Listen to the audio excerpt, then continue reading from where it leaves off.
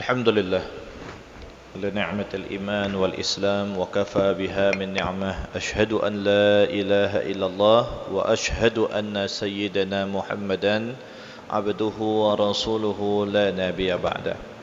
Alhamdulillah ayuhal ikhwan yang dimuliakan Allah Subhanahu wa taala, kita kembali melaksanakan majelis rutinan kita yang telah terhenti atau libur selama 1 bulan dikarenakan kita melaksanakan peringatan Maulid Nabi sallallahu alaihi wasallam selama 40 malam berturut-turut.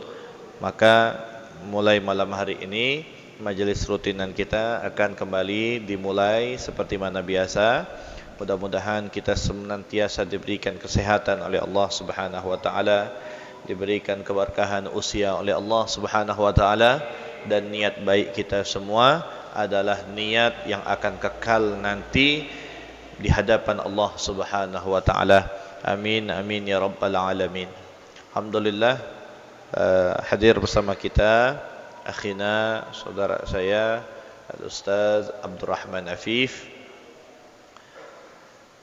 Kita mintakan kepada beliau untuk menyampaikan mau'izatul hasanah kepada kita, nasihat-nasihat untuk menjadi pedoman hidup kita.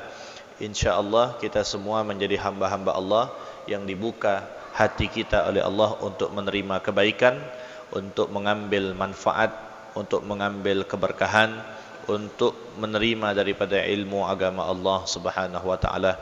Amin ya rabbal alamin. Fa alaihi falyatafaddal mashkura.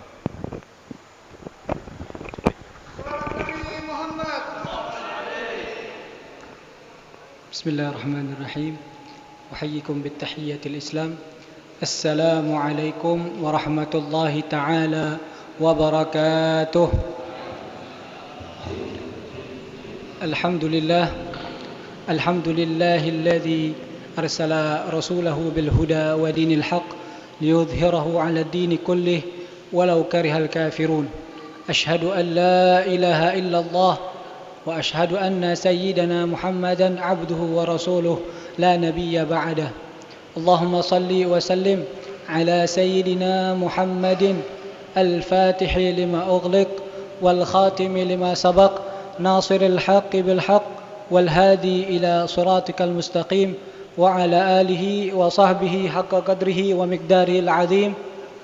رب اشرح لي صدري ويسر لي أمري واحلل عقدة من لساني يفقه قولي وسدد لساني واهدي قلبي بحق نبينا محمد صلى الله عليه وسلم. أما بعد. Yang pertama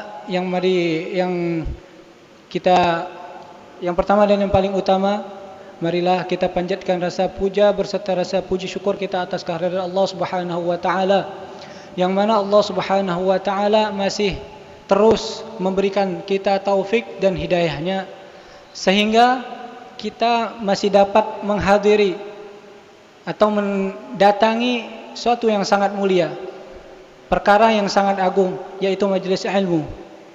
Dan taufik dan hidayahnya Allah Subhanahu wa taala itu merupakan suatu hal yang dikatakan oleh ulama, ini ketika datang taufik dan hidayahnya Allah Subhanahu wa taala harus kita pertahankan.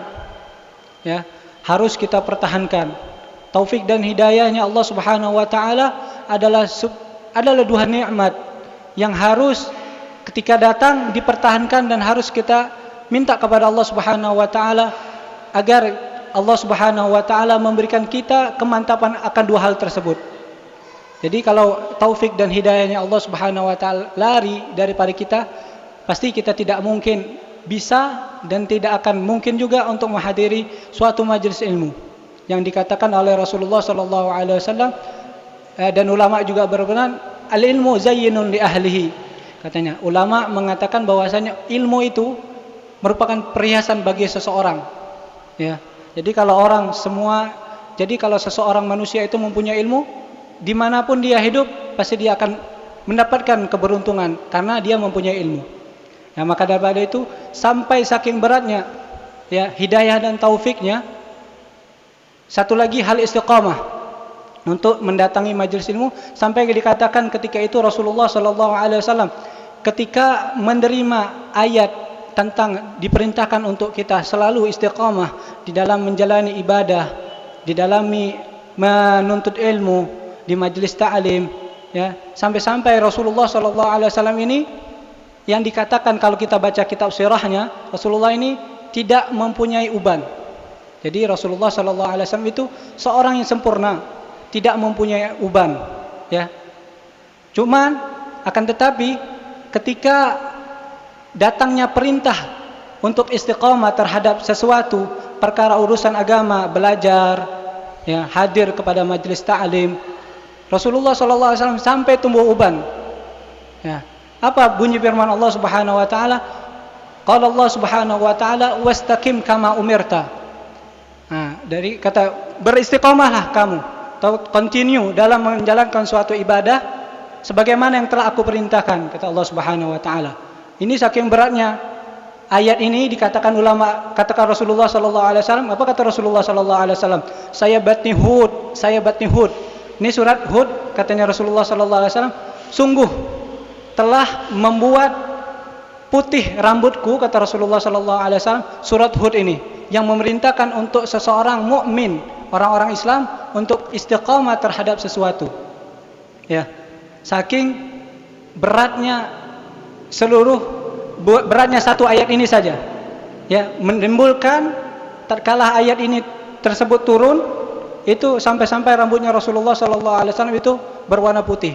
Ada lima perkara katanya di dalam kitab Syama'il Muhammadiyah, itu dijelaskan bahwasanya Rasulullah sallallahu alaihi wasallam dengan 5 surah tadi ini, yang rambutnya Rasulullah sallallahu alaihi wasallam ini tadinya hitam seperti kita, ya.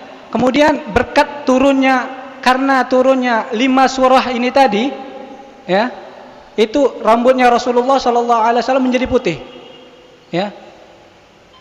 Tetapi waktu itu ubannya Rasulullah sallallahu alaihi wasallam tidak sampai daripada 20. Dikatakan ulama sirah, yang dijelaskan oleh Imam At-Tirmidzi radhiyallahu taala anhu.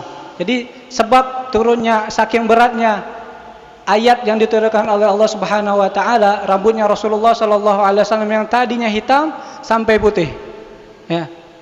Jadi istiqomah itu kata ulama khairun min alfi karamah. Jadi istiqomah itu merupakan suatu perkara yang sangat berat, melebihi 1000, kita punya 1000 ulama mempunyai 1000 karamat, itu lebih mulia dia punya satu keistiqomahan. Jadi kalau kita mau lihat seorang ini istimewa ataupun tidak di hadapan Allah dan di hadapan manusia, kita lihat istiqomah dia nih dalam menjalankan suatu ibadah ataupun tidak. Kalau dia istiqomah, kita peganglah, kita jadikan panutan kita, ya, kita contoh mereka. Sudah banyak contohnya ulama-ulama kita, para habaib kita, mereka istiqomah di dalam menjalankan misi mereka, yakni mengajak umat manusia selamat. Ya. Misi habaib kita, guru-guru kita ini mengajak seseorang itu kepada keselamatan. Tak ada, mereka ini tidak mendorong kepada manusia kepada suatu kecelakaan. Ya.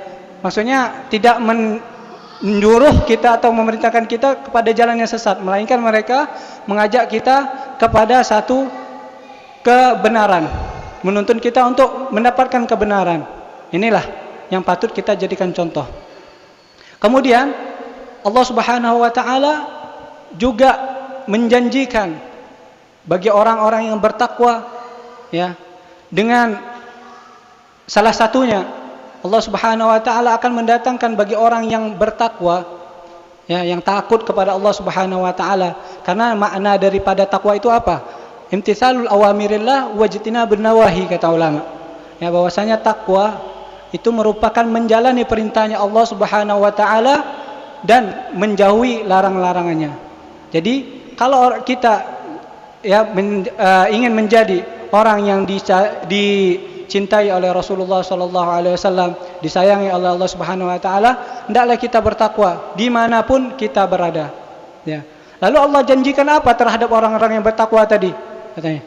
Kata Allah Subhanahu wa taala, "Wa may yattaqillaha yaj'alu makhrajan," katanya.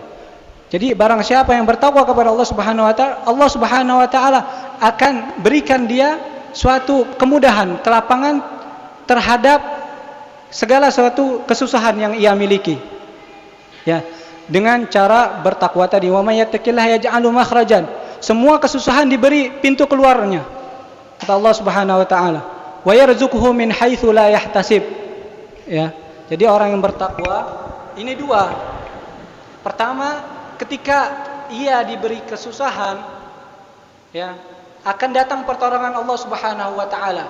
Tapi dengan syarat tadi, kita bertakwa kepada Allah Subhanahu wa taala. Lalu wa yarzuquhu min haitsu la yahtasib.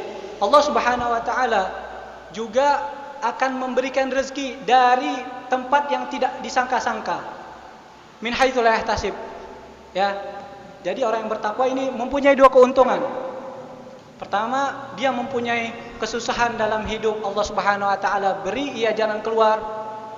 Ya, kemudian Allah Subhanahu wa taala memberi rezeki dari yang ia tidak duga-duga.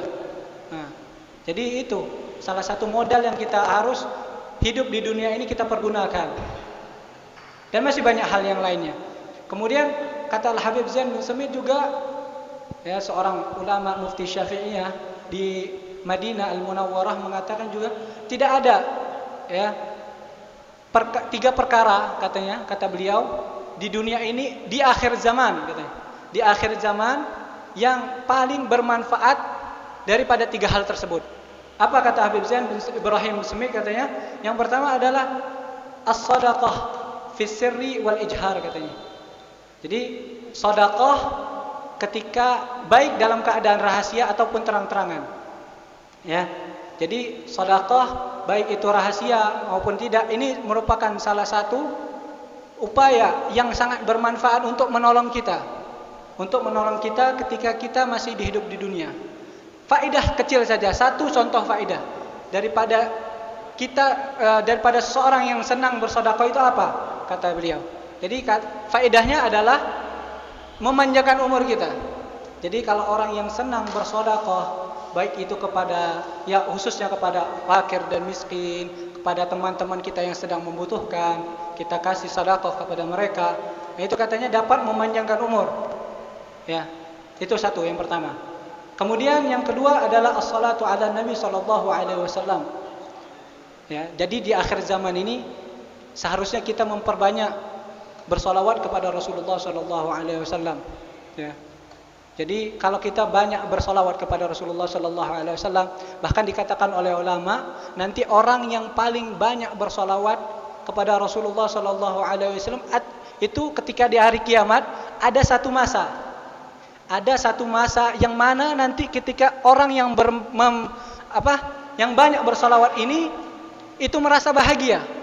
Kenapa merasa bahagia katanya? Karena tatkala itu katanya ulama, Rasulullah Shallallahu Alaihi Wasallam memanggil namanya orang yang senang bersolawat kepada Nabi Shallallahu Alaihi Wasallam. Karena kita sudah banyak mendengar bahwasanya nanti di hari kiamat tidak ada yang bisa memberikan kita syafaat, ya, pertolongan ketika di yaumil mahsyar nanti itu melainkan Rasulullah Shallallahu Alaihi Wasallam. Tidak ada yang bisa, Nabi siapapun, tidak ada yang bisa, ya, kecuali Rasulullah Shallallahu Alaihi Wasallam. Jadi kata ulama ada satu masa yang mana kita sangat bahagia bagi orang yang banyak bersalawat kepada beliau sallallahu alaihi wasallam. Rasulullah manggil nama kita. Masalan, ya fulan katanya. Lalu terkejutlah kita selaku orang yang banyak bersalawat kepada Rasulullah sallallahu alaihi wasallam ketika dipanggil Rasulullah dengan nama kita. Ya, bukan kita dipanggil ya fulan, bukan. Kita dipanggil langsung, masalan Rafiki, masalan. Wahai Rafiki, kata Rasulullah sallallahu alaihi wasallam. Lalu Rafiki ini pasti terkejut.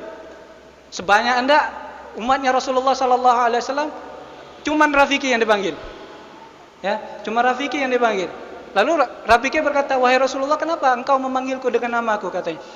Kata Rasulullah sallallahu alaihi wasallam, "Sesungguhnya salawat yang engkau lantunkan atau engkau hadiahkan kepadaku," katanya Rasulullah sallallahu alaihi wasallam, "itu sampai. Pasti sampai." Ya. Jadi salawat yang kita berikan kepada Rasulullah sallallahu alaihi wasallam ini merupakan suatu yang langsung nyambung. Langsung nyampe kepada Rasulullah sallallahu alaihi wasallam tanpa ada hijab.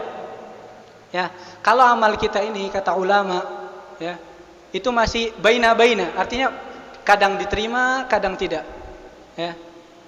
Ya, kadang amal seorang ini Apalagi ketika seorang beramal itu karena riya, karena muncul li ajlin nas, sifat beramal kita karena ingin pandangan daripada manusia.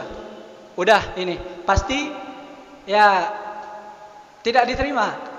Soalnya amalnya karena manusia, bukan karena Allah Subhanahu wa taala. Tapi kata ulama, kalau salawat kepada Rasulullah sallallahu alaihi wasallam, faqabuluha hatmun bighairi taraddudi. Katanya wajib sampainya, bahkan wajib nyampainya kepada Rasulullah sallallahu alaihi wasallam tanpa ada keraguan di sana. Ya. Jadi usahakan kita memperbanyak salawat kepada Rasulullah sallallahu alaihi wasallam, minimal paling sedikitnya 300 kali kalau bisa. Kalau tidak 200 kali. Tidak bisa 100 kali sehari jadilah. Ya. Kalau tidak bisa juga ya sehari 10 kali. Pas sholat itulah, tidak bisa juga pas sholat itulah. InsyaAllah ya, nyampe kepada Rasulullah sallallahu alaihi wasallam. Usahakan dengan hadir dan khusyuk. Kemudian perkara yang ketiga yang kata Habib Zain bin Ibrahim Sumit adalah terakhir ini adalah istighfar ana al-laili wa atrafan nahar, katanya. Meminta ampun kepada Allah Subhanahu wa taala pada pagi hari dan sore, istighfar ana al-laili wa atraf pada pertengahan malam dan pagi hari, wa atraf, istighfar ana al-laili wa atrafan nahar, di sore hari. Pagi hari kita meminta keampunan kepada Allah Subhanahu wa taala dan sore hari pun kita meminta ampun kepada Allah Subhanahu wa taala. Dan semua ini itu terkumpul. Salawat baginda Rasulullah sallallahu alaihi wasallam, istighfar kita kepada Rasulullah sallallahu alaihi wasallam ini terkumpul sudah dikumpulkan oleh ulama ya. Kalau kita membacanya yaitu Ratib Wirdul Latif karangan Imam Al-Haddad ya. Malamnya kita baca wa Ratibul Haddad. Beliau sudah mengumpulkan ini, semuanya didatangkan dari hadis-hadis yang sahih. Ya, dengan dosis-dosis yang tertentu. Ya. Jadi kita nanti mempunyai amalan ada dosisnya tertentu. Ya, kalau ada dosis yang kita tentukan ini, yang sudah ditentukan oleh ulama ini, itu hajatnya yang kita butuhkan itulah yang akan diberikan. Kalau lebih overdosis kan, kalau kita biasa dikasih obat di rumah sakit, ya, amalan terhadap sesuatu itu harus sesuai dosisnya, takarannya. Jadi kalau kita amalkan misalnya salawat 10 kali, faedahnya seperti ini, ya kita harus 10 kali. Kalau tidak mau overdosis. Ya, kalau overdosis ya yang kita pengen tadi tidak ada tercapai tapi ada kebaikan tentunya. Ya. Jadi yang terakhir adalah istighfar pada malam hari dan pagi hari. Itu yang dikatakan beliau. Mungkin ini saja yang dapat Al-Fakir sampaikan. Wabillahi taufiq wal hidayah. Wassalamualaikum warahmatullahi taala wabarakatuh.